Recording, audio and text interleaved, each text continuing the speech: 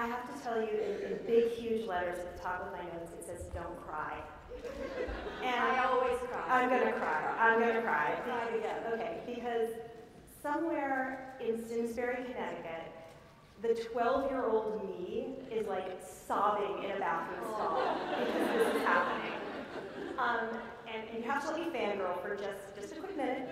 I think there are books that do dazzling things with language. And there are books that drop big ideas about science and time and the world and the nature of humanity. To me, though, the very best books, and the ones that I come back to, and the ones that I read over and over again, and the ones that I pass on to my daughters, are the ones that make us feel less alone in the world. And I think that's what your books do, and I think that's what they've done for so many.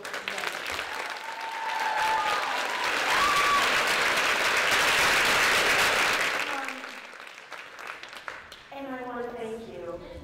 I want to thank you for letting all those girls know you're not the only one whose friends are suddenly acting weird, and you're not the only one whose parents are fighting, and you're not the only one who's being bullied or who's being the bully yourself, and you're not the only one worried about when your boobs are going to start growing.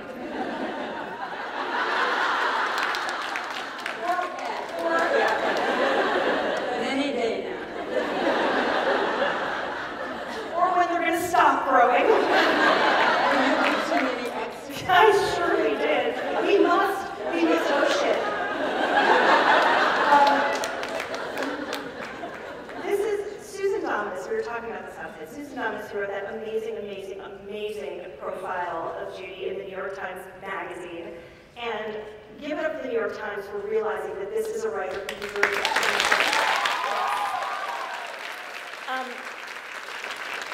As you know, she talked to a lot of people who got left on the cutting room floor. I was one. But she said, "What is it about Judy Blume?"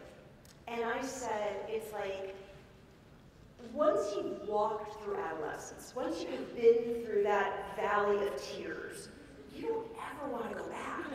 You don't want to think about it. You just want to like put that in your rearview mirror and get on with the good stuff. You keep going back. You keep going back and like reporting. And I said to Susan, I said, Judy Blume is like the coolest babysitter you ever had, okay? Like the one who was beautiful and the one who had a boyfriend and the one who would let you stay up late and make popcorn and sit you down and say, "Let me tell you how it is." You were that to all of us. And I never actually babysat. Well, in theory. So, for me and my daughter who's 12 and my daughter who's 7 and is going to get there and is reading Super Fudge, I want to thank you. You're amazing. All right. So, in the unlikely event, it has a cover. Here's a cover, of course. Here it is. In the unlikely event, yes. This is your biggest book. And this is sort of the biggest canvas I've ever seen you work on in terms of how many people, how much time. Tell me why you wanted to tell this story and why you told it this way. Why I wanted to tell it was because an idea came to me all at once. You know the story? Mm-hmm. I was sitting in an auditorium at the Key West Literary Seminar event, and Rachel Kushner was on the stage. Just for those of you who don't know, I've said this everywhere, but I need to say it because it's such a crazy thing that happened to me. And she's telling the story of where she got the idea for Telex from Cuba, which was from stories that her mother told her about growing up in the 50s in Cuba. All I heard was growing up in the 50s, and it was like, boing! I have a story inside me that I have to tell. I've never told this story.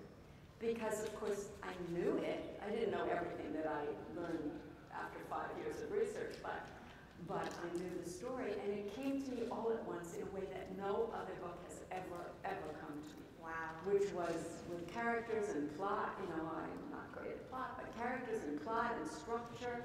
And not that I knew all the characters that afternoon, but I knew this book.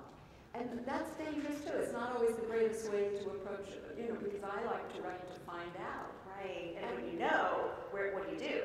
Yes, and then I started telling people about it, and I'm a writer who tells all her friends, don't talk about your book while you're writing it, because then you won't have to write it. You know, and yet I told everybody the story. Everybody the story. And then I still had to write it. Yes. And there were many, many surprises along the way. But it was a very long, intense, painful, almost 5 years. And you knew always it was going to be a book for adults. Talk about that. Because the central relationship, for those of you, I feel so lucky that I got to read it so soon. But okay, so this is about Elizabeth, New Jersey. A time and a place. A time and a place. And a disaster. And a disaster that really happened in my town, Elizabeth, New Jersey. I was 14. Mary in the book is 15. I wanted her as old as she could be, but still, she needed to be at that school. So Elizabeth, New Jersey is near Newark, which means it's near Newark Airport. And in that winter, crazy winter, 3 passenger airplanes fell out of the sky in 58 days. And one just a block or 2 from my junior high, but it was a Sunday. And one almost came through the window of the girls' public high school, where I would be a student in a few years, but missed it. And the third in the grounds of, on the playing field of the only orphanage in town. Yeah. So the kids, we thought, Felt targeted. they're out to get us. Right. But who? Right. Who? And that's when the boys came up with, you know, it's flying saucers and it's Communists, right. and everything. Because nobody talked to us about it. Nobody knew what was happening. It was a crazy time. But you know what? I love to fly.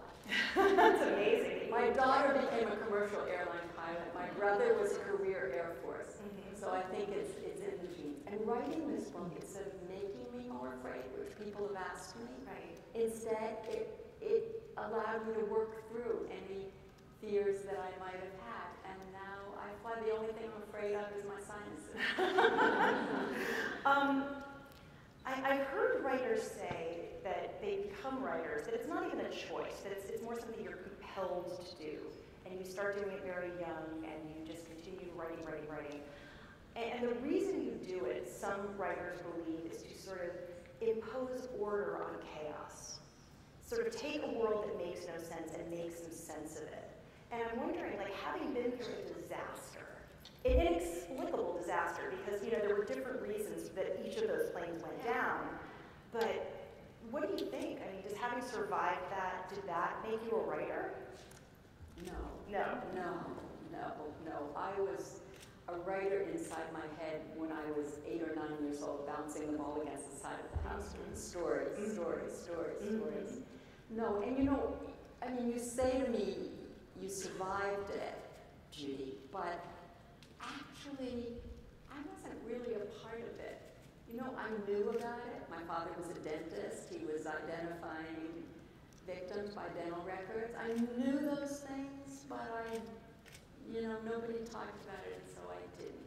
I think that there was something about the drama of it that may have appealed to me, because I didn't read the papers. There was no TV news coverage, so the horror stories. Right. I knew just a little bit, but I was like, I've been a writer for 40-something years. Why haven't I ever told this story? And what's the answer? I don't know. I don't know. I mean, I think that the answer must be that it was so deep inside of me that although I never forgot about it, it never occurred to me. Wow. It's an amazing book. And one of the things that's so amazing about it is there's so many characters, and they're all so fully realized, so specifically rendered in terms of the music that's playing in their heads, in terms of what they wear and where they shop and what they eat and how they behave. And I'm wondering, did you have a favorite character, and was there one that was especially hard to write? Well, like all writers, I love them. Of course. I love them all, because if you don't, why create them?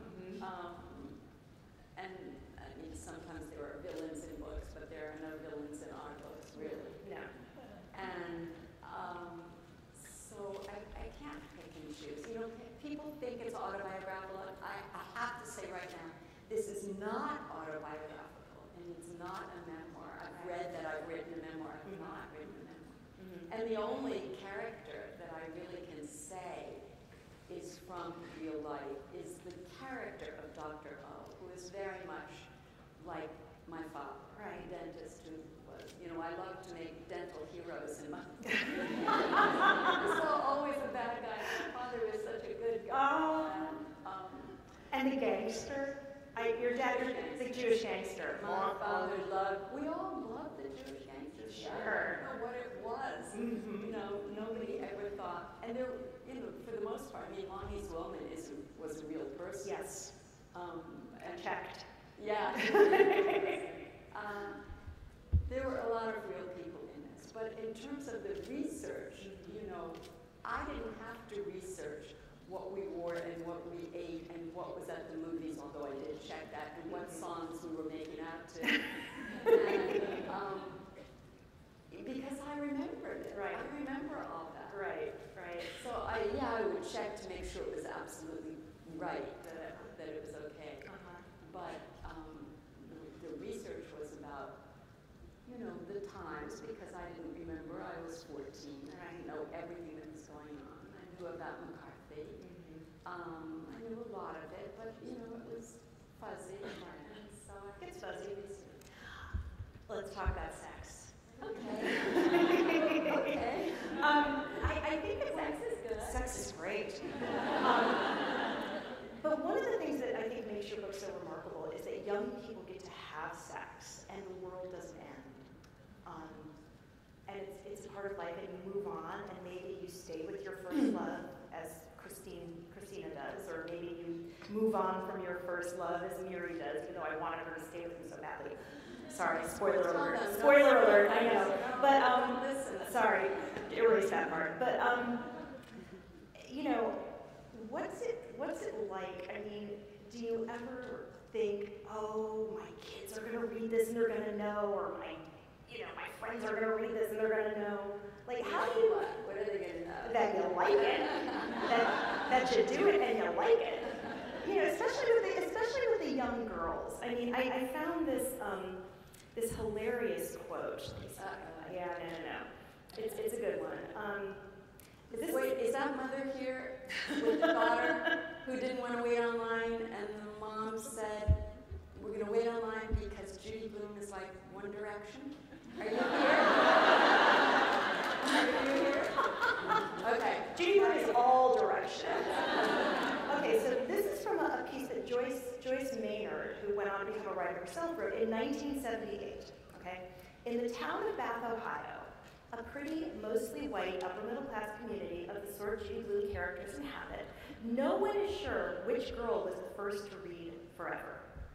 Beth Rice, who is 10 now, wanted a copy for Christmas a year ago. Her mother, an admirer of several other Judy Blume books, looked for it and found her bookstore was sold out, for reasons she would later understand. Meanwhile, Jan Worrell got a copy for her 11-year-old daughter, Jocelyn. Once she got home, she saw the passage where Catherine, the 18-year-old narrator, describes her first orgasm. Ms. Worrell promptly returned Forever and got her money back. So I guess my question is, what happened to Jocelyn? Like, did she must have found the book somewhere. She must have found a copy that her friend had. But I mean, Jocelyn would wonder, what is in this book that my mom doesn't want me to read? Or what's in this book that my mom doesn't want to talk to me about? Or, you know, what's in this book that my mom thinks I'm going to do if I read about it? Exactly. Like we ever needed instruction manuals. Like we ever needed permission slips. But I think... You're a different generation. I mean, my generation, we didn't go all the way. You know, most of us. Because we knew that we could get pregnant. Right. And if we did, that would change our lives forever. And I that was one of the things that was so heartbreaking in this book was Christine's. Okay, never mind. Okay. All right, but you write very vividly. It's a sexy scene. It's a sexy scene. I like, you know, every now and then I get a good sexy scene on. I know it's good if it turns me on.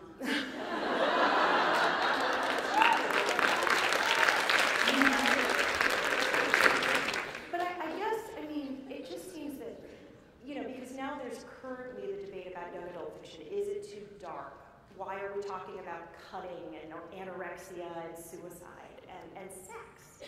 You know, and I'm wondering, like, let's go back to healthy sex. Mm-hmm. To, you know, what's good for people. Mm-hmm. I guess I'm just wondering, like, you've seen this conversation play out over generations. When's it going to end?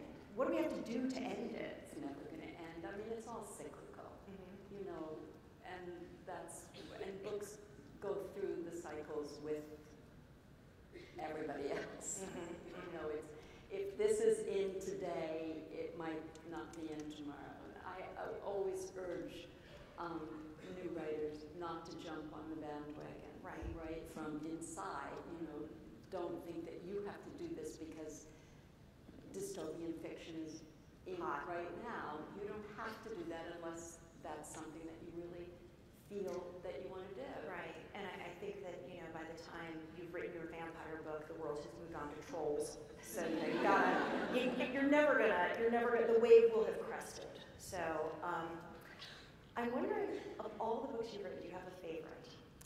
You know, that's like asking Mom. You know my answer, which is your The oldest. favorite. The oldest. Oh, no, for me, it's always the newest. So The newest, exactly.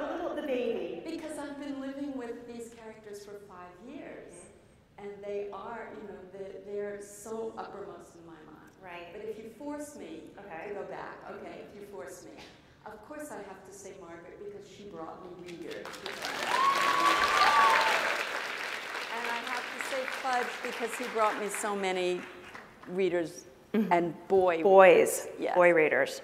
Yes, I love it when the UPS guy came to my house and he said, "Did you write that book, Super Fudge?" Uh-huh. And I'm like, "Yeah." And he said, "That was the first book I ever read." Now, it would have been a different conversation if the UPS guy had come to your door and said, "Did you write that book, Wifey?" Because let's talk about that one. Yes, I had an old boyfriend who read Wifey and thought that he was a character in the book. And Not Nor. It was like, whoa, whoever knew Judy was so hot? And it was, I mean, he wasn't. It was a little bit, but not. I'm pretty sure I learned how to masturbate from that book, so just, you know, thank you for that. I would have done it anyway, not in a car though, not in a car. That was impressive. No, at the red light. Don't you, do you not remember? Yes, I do. Sandy sitting there in the driver's seat? Of course I remember. See? Yes. Who knew? Right? Okay, this is a writer question, but if you could go back and change anything in any of your books, change an ending, change a scene, what would you do? Is there anything you'd touch, or are they sort of, they're done, it's good? Well, it's not that they're good. It's No, they're good. They're good. It's that they're done. I mean, I used to say if I could write Iggy's House Over, which was a first book and a learning experience, I believe I could write a much better book. But I'm not going to do that. And I mean, once a book is done, it's its own thing. Exactly. You know, every now and then I'll pick it up and I'll say, I mean, I'll go through Lover and I'll say, how did I know that? Because I don't know that anymore, but it's something that comes from some other part of the brain, that when you're writing, you know these things, and then you're not writing, and you don't know that you know them. So, I mean, it's very interesting. You know this about writing. It's so weird, and when people ask you to explain it, how can you explain it? I don't understand how it works. Do you? No. I don't. And you don't want to, do you? No, because that messes with it. Like, if you start picking at it, I think it breaks it down. If you analyze what you do, how do you do this, then it might be all over. Yeah. And you don't want that. No. Because this is the best way to live. Because it's almost like a double life, you know? It's like you live in the world, but then you live in the world inside the world that you're making. Yeah. Which can be a great place to be. Right now, my husband is looking to get the other Judy back. Right. Well, yes, they do tend to want us, the spouses, the children, and that was another question I wanted to ask. I mean, what do you think it was like to be Judy Blume's kid? You know, I mean, it's too bad they're not here, but it wasn't this kind of, you know, everybody knows kind of thing. No internet. When my kids were, that's right. Right. When my kids were growing up, every now and then, I remember my daughter once told me that she was sitting next to a little girl on a plane, and the child was reading one of my books. And she said, you know, my mother wrote that. And the kid said, no, she didn't. Randy said, yeah, she did. And she said, okay, what's her daughter's name? Good. But that's another thing I wanted to ask about is sort of people knowing things, okay? Because it used to be like we were just like a little postage-sized stamp and a little bio on the back of the book, and like now there's Facebook and now there's Twitter, and readers know us more and expect to know us more. I mean, that's one of sort of the passes that the internet gives them is I want to be connected to this person in a way that they never could be. How's that working out for you? Well, it's worked out well for me, but you know, I'm at that end of it, and you're right here, and so you're going to have to figure it out. I mean, in a way, it's dangerous because of the expectations, and you know, one wrong move on Twitter, and it's like she said, and it's everywhere. And then you're Joyce Carol Oates, a little bit. Yes. Look it up. But you're right. I mean, it's like this high wire act, and if you slip, you go down hard. Well, and also writers tend to be very private people.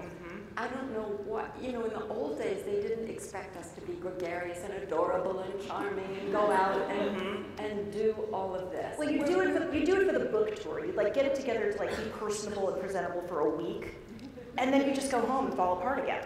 And now you can't do that. Like every day is book tour day, a little bit. My sister-in-law just sent me an email, and she's very into Virginia Woolf and British writers, and she said, I just read that every time Virginia Woolf published a new book, she fell apart, totally fell apart. She said, I hope you're not going to do that. And I wrote back and I said, I'm not going to fall apart. I may get tired. I don't know what's going to happen, but I'm not going to fall apart. Well, of course you're not. Right. Well, and you're so beloved. I mean, like, you know, I imagine you just being sort of buoyed on these great tides of adoration. Oh, God, stop with the beloved. I mean, it's very nice, but you know, I'm a regular person. Yeah, and the beloved stuff is really nice. And George, you know, my family keeps me real. He said, and now it's the goddess. He said, okay, goddess, like, what are we doing for dinner tonight, goddess? Yeah, it's like, okay, #1 New York Times bestseller, which kid didn't flush? Because that's where I am right now with the, you know, I have 12 and 7. Yes. So like the little one is reading Super Fudge and the big girl is reading Margaret. And it's so great because it's just like, you know, every time Lucy comes to me with questions, there's a book I can hand her. It's just like, here you go, done, through, finished. And come back with your questions. Exactly, right, come back with your questions. But, you know, it's interesting, like she's 12, but she's sort of like, you know, because there's this boy that she talks about. And I'm like, so what's going on with this boy that you talk about? And she says, Mom, I'm still kind of waiting to find out if I got into Hogwarts. So I don't really think I'm ready to date. And I'm like, great, good, perfect. She knows. No, not yet. No. What does she want to? No interest whatsoever. No interest at all. Okay, that's it's wonderful. She knows. She understands. She hasn't. Well, I think it's the kind of thing where it's just like, do you remember not caring so much what your parents did? Like they kind of put on their clothes and they went to work, and we didn't know anything about our parents. Right. Like they sort of existed in the world of grown-ups. And I think that's how it is to my kids. It's like they see me like, you know, sitting at my desk and writing, and they see me leaving every once in a while. But it's like that's what you do. You know? I mean, but on the other hand, at the end of that's what you do, there's a book. There's a book. And they will get curious. They will. Yeah. God help me. And that's fine. Yeah. Well, no, but it's like, I mean, when your first book's Mommy made it all up.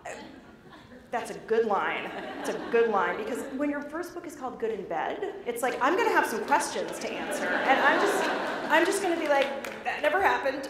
I don't know what that, I never did that. A lot of imagination. Exactly. And don't you do that either, but I won't say that, When Fear of Flying was first published, I hope some of you still remember Fear of Flying, which was a book that was very important in my life. It came at a very important time. 1970. And I met Erica Jong at a party, and I did this stupid thing, and I went up to her and I said, "You've done all the things that I just fantasize about."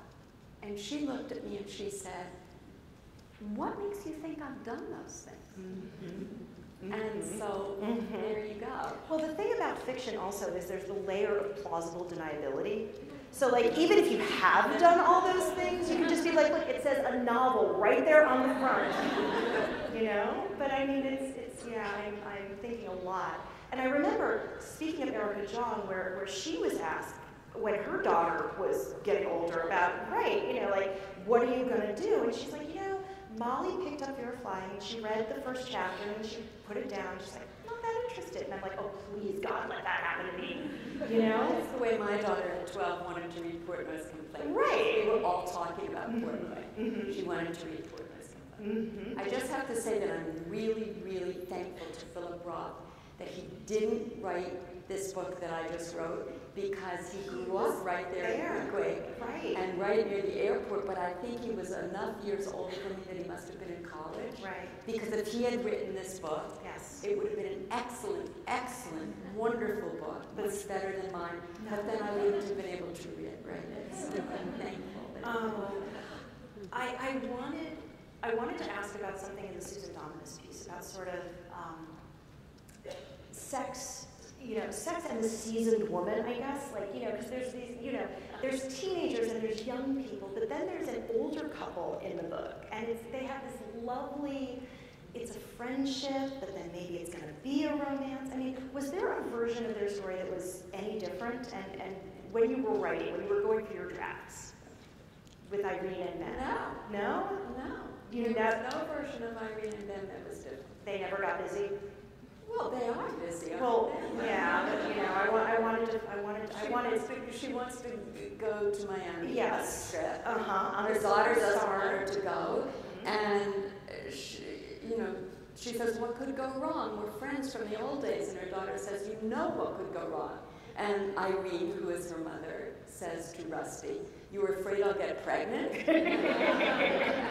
Which, but there's a certain liberation that comes with that. I mean, she doesn't have to worry about getting pregnant. And I was interested, and I hope that there's more stories, because I want to find out. I want my babysitter to report back from there and to sort of talk about what it's like when there isn't the fear of pregnancy, when there isn't the fear of shame, when there isn't the I'm gonna have to marry this guy. I'll get together with you later and I'll tell you all about love and sex in your 70s. Please, because you miss the estrogen, honey. Okay.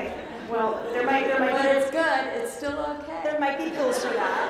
But I mean, I think that women become invisible. And I think when you read People magazine and they do beauty at every age, but it ends at 50, I think that we need to talk about. We do. Because life goes on. My Nana's going to be 100 in November, Lord love her, right? And so, but it's and she had a very sweet romance in her 80s with this guy, and it's there's stories to be told, I think, from that end of it. And you will get there and you will tell them. Well, I want you to.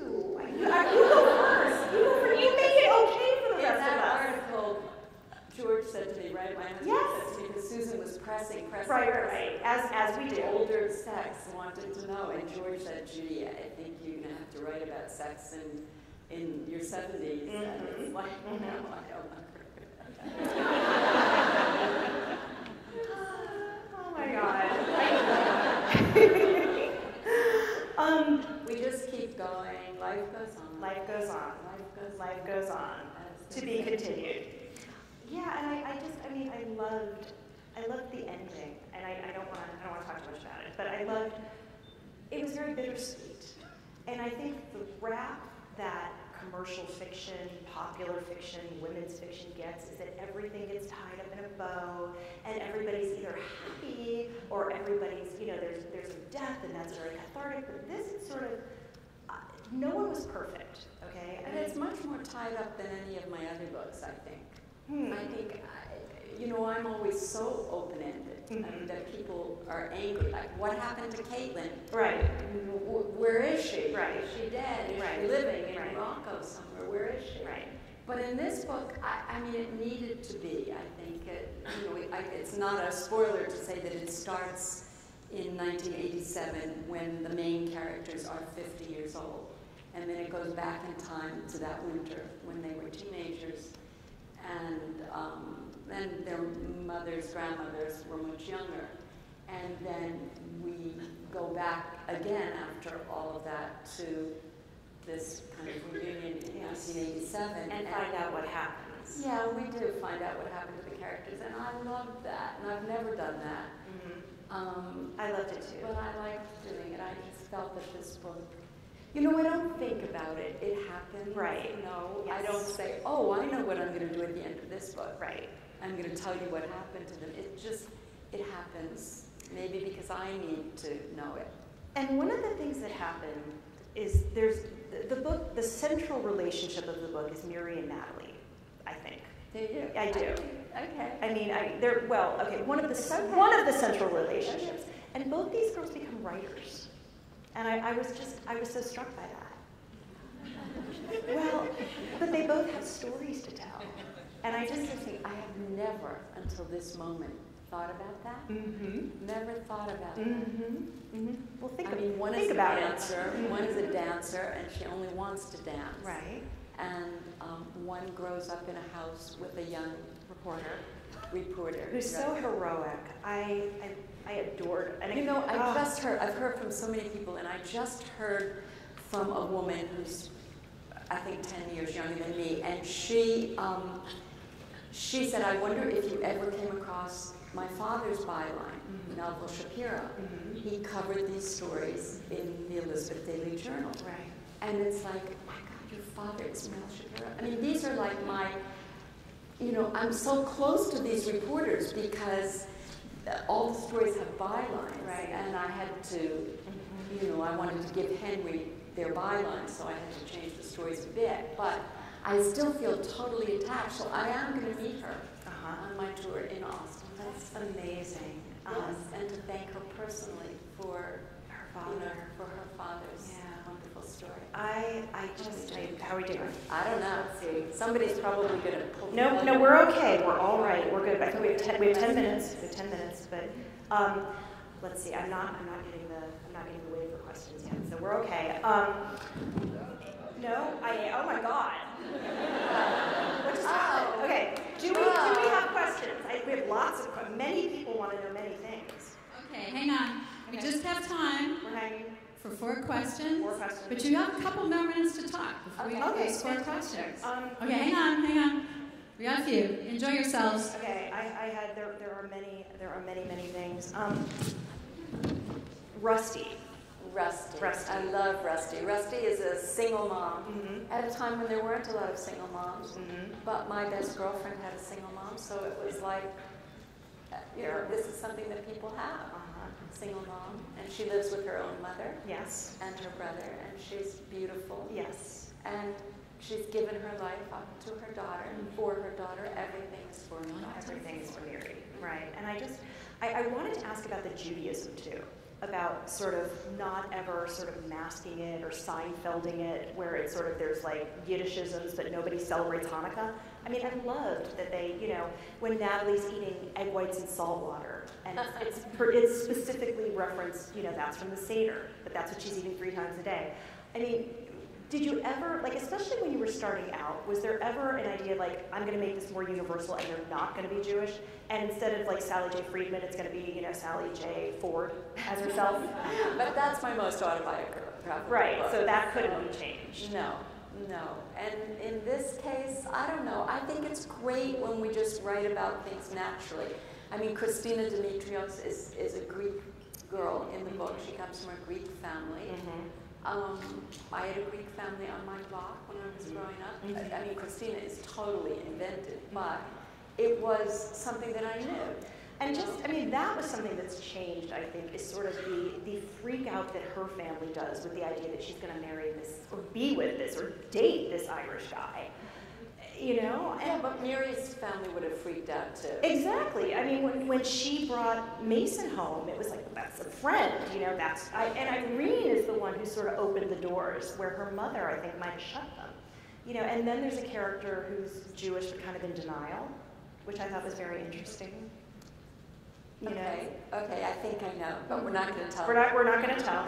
But I mean, I loved, you know, because I'm Jewish myself, I loved the specificity, but I think also everyone can relate to whatever your religion, whatever your ethnicity is sort of the family, or like there's a grandparent saying, you know, you better marry. It's a cultural thing. I mean, it sure is. In the 50s, it was huge. So much that way. It was like, which Y are you going to the dance at? Are you going to the Christian Y or the Jewish Y? Exactly. And sometimes we did both. And I remember the first time a boy invited me to a dance at the other Y, and it was like, this is so exciting. But I remember feeling incredibly guilty to say goodnight to my grandmother, who was then quite ill, knowing that I was going to this other Y, and I was damn well going to kiss this boy a lot.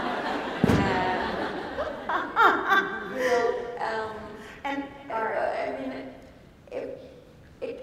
the religious part of it wasn't a big thing. It was, you know, the family, the traditions, the culture. In my growing up experience, that influences too. And the last thing I want to ask you, because I know that everybody's dying to talk to you, who do you read? Oh, I love fiction.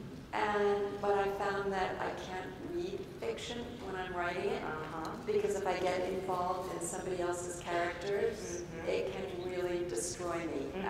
You know, I'm susceptible. It's like, I don't know what I'm doing. Look at this book. This book is great. I did read one great book of fiction somewhere while I was doing this. Maybe I was taking a break. I don't think so.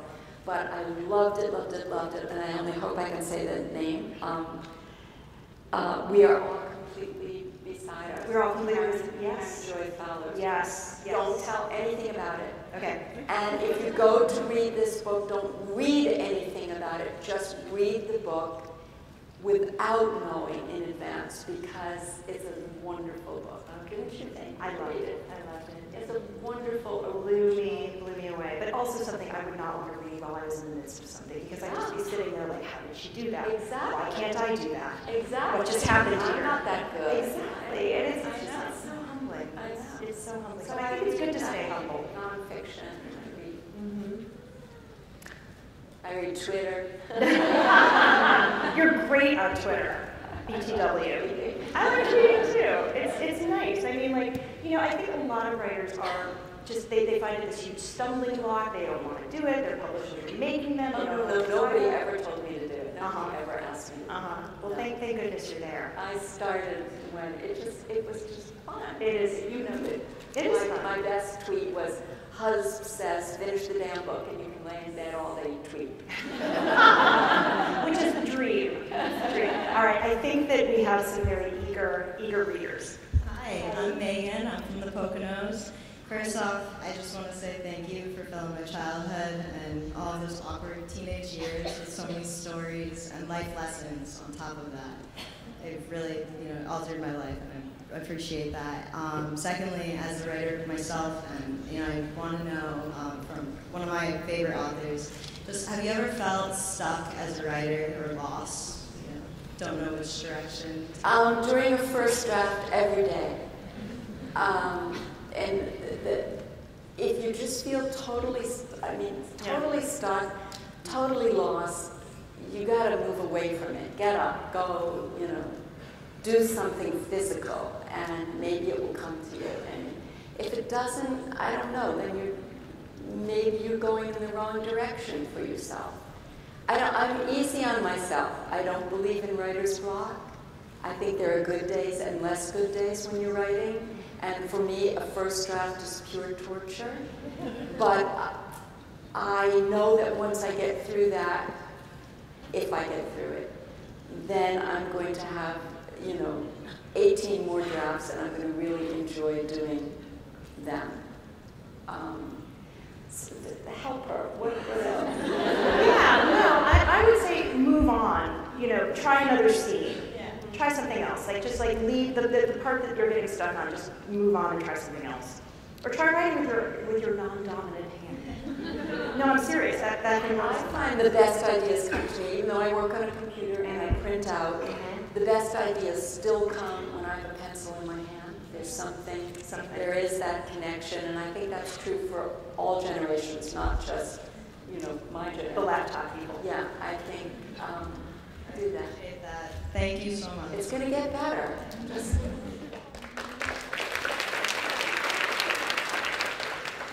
My name's Toa. hi. I'm from the city. I grew up ultra-Orthodox, and sex is a taboo in our community. So my only sex education was reading books. So, do you hear me? Okay. Oh, hi. I'm Tova. I'm from Manhattan. So I grew up ultra-Orthodox, and my only sex education was from your books, because sex is a really big taboo in our community. So thank you for that. Also, I'd like to know, there were no Judy Blume books when you were growing up, so where did you find out about all these sketchy topics? It's the truth. I mean, there were no YA books when I was growing up, so you finished kids' books, and I went right to my parents' bookshelves, and I was curious, most curious about the adult world. I really, really wanted to know what was going on. I was very curious, and I found a lot of satisfaction in adult books. I surely didn't know necessarily what I was reading, but I love to read. And I will say again, and I've said it before, and I've only thought of this recently, my parents gave me the greatest gift when they encouraged me to read. Reading was a very good thing. Books weren't something to be afraid of or pull out of a child's hands. Reading was good. Whatever Judy's reading, this is great. We're readers. This is great. Judy's a reader. So read.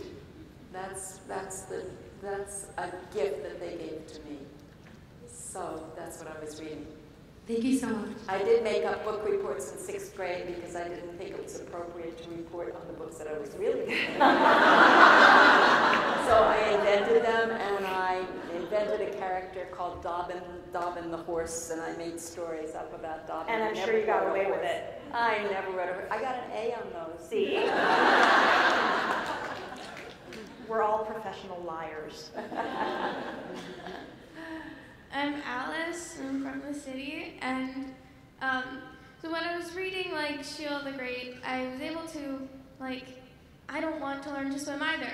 So there's someone like me like that. So which of your characters do you think is most like you? Well, Sally Friedman for sure, because that's my most autobiographical book, and that came because a teacher wrote to me and said, I'm doing a study on people in creative fields, and I'd like to know what they were like as children. So please, Judy, tell me what you were like as a child. So I wrote her a whole book. There's some Sheila in me. I was a very fearful, anxious kid for a while, and she has all of my fears. I'm still phobic about thunderstorms. I love this room because there are supposed to be thunderstorms today. See? And I want to be here for the rest of the day. We're safe. I won't know. And Margaret, Margaret, there was a lot of me in Margaret. There's a lot of us in every character, right? Even the sort of not great ones, yes. Yeah. We're in all of them, I Yeah, we are. Thank Thank you. Oh my God, Judy Blume just talked to me.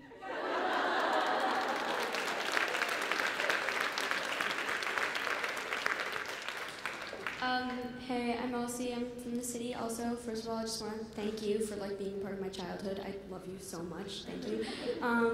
And two, so Sheila, the character, really just fascinates me. I love her so much. So thanks for creating her as well. I read her when I was 3rd grade maybe.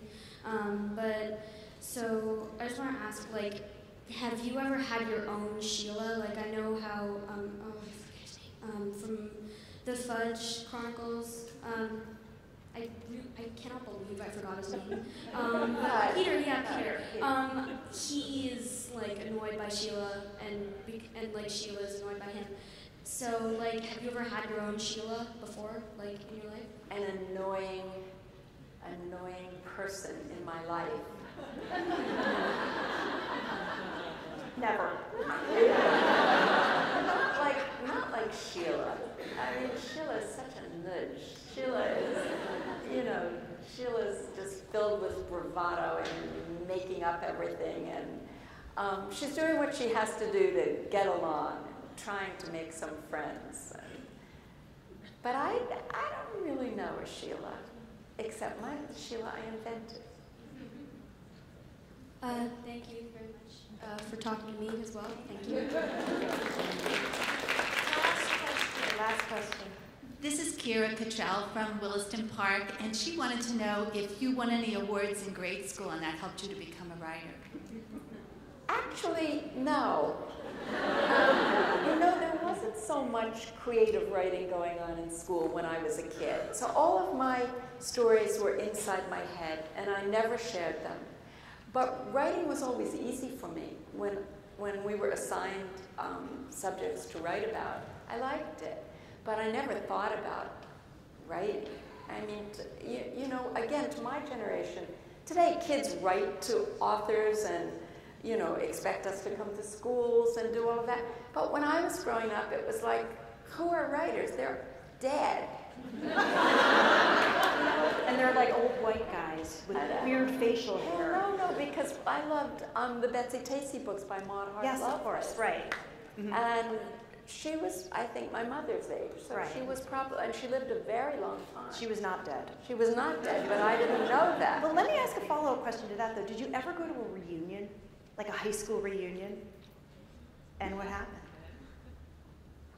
Twice, actually. I went to the 10th, but nothing happened. Okay. And I remember I went to an all-girls public high school. Right. And how were you in high school? Were you popular? Were you not popular? Did you have a lot of friends? Were you sort of watchful of everything? I did have friends. Okay. Uh-huh. I was very active. I wrote for the newspaper, right. And I loved that. Mm-hmm. And I danced and I sang and and that's why it was so hard for me when I married so young and had 2 babies so quickly that creative outlet was no longer in my life. Right. And when I lost the creative outlet, I got sick, physically sick. Right. A lot. And I think that's because of the kind of kid I was, and I needed that desperately. Writing. Yeah. Right. So you went to 2 reunions, and the 10th nothing happened. The 40th, yes. I cried all the way on the train to Baltimore. I was meeting my husband in Baltimore. I cried the entire way there. Right. And I can't even tell you why. Uh-huh. I think, I don't know that we even have time for this story. I think we have time for this. We had what was called the Advanced Glee Club in my school. Again, all-girls public high school. Got to wear white dresses and sing and make beautiful music. I didn't have a great voice by any means, but I was in the Advanced Glee Club. Mm-hmm. We had a lot of black girls in our school with beautiful voices. Mm-hmm. No one was in the Advanced Glee Club.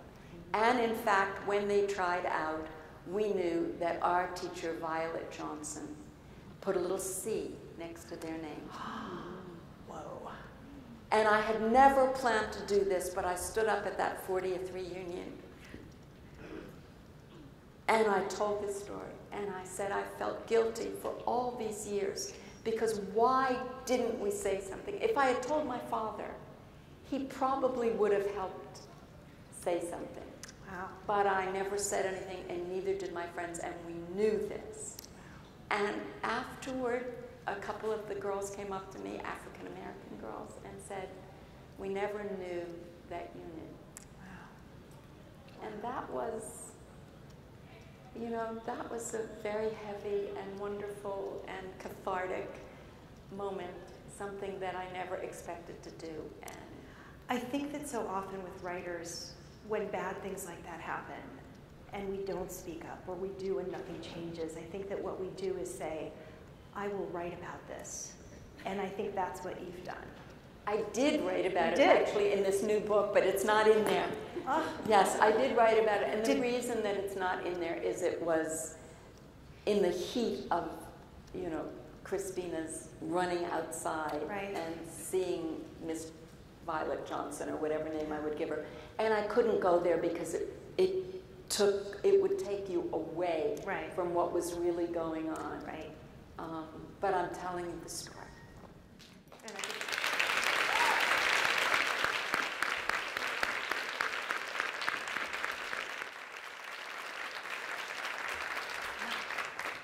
And on that amazing note, I think we're going to go sign some books, right? Okay. Thank you all. Thank you so much. Thank you. Ladies and gentlemen, a huge round of applause for Jennifer Weiner and Judy Blume.